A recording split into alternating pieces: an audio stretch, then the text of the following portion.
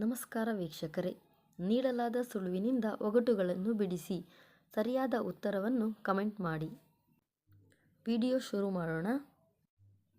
ಅಕ್ಷರಗಳಿದ್ದರೂ ಪುಸ್ತಕವಲ್ಲ, ಸಿಂಹವಿದ್ದರೂ ಅರಣ್ಯವಲ್ಲ, ದುಂಡಾಗಿದ್ದರೂ ಚಕ್ರವಲ್ಲ, ನಾನ್ಯಾರು?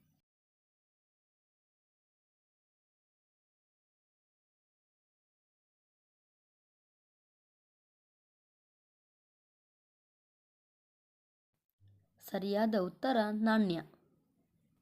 ಎರಡನೇ ಪ್ರಶ್ನೆ.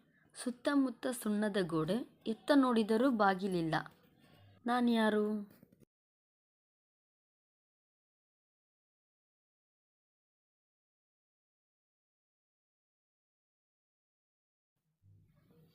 ಸರಿಯಾದ ಉತ್ತರ ಮೊಟ್ಟೆ. ಮೂರನೇ ಪ್ರಶ್ನೆ. ಗೂಡಿನಲ್ಲಿರುವ ಪಕ್ಷಿ ನಾಡೆಲ್ಲ ನೋಡುತ್ತದೆ,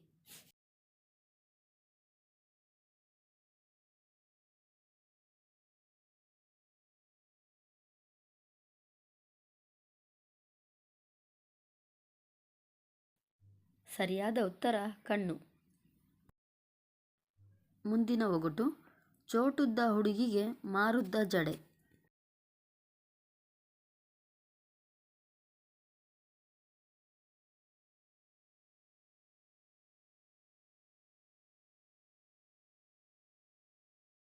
ಸರಿಯಾದ ಉತ್ತರ ಸೂಜಿ ದಾರ.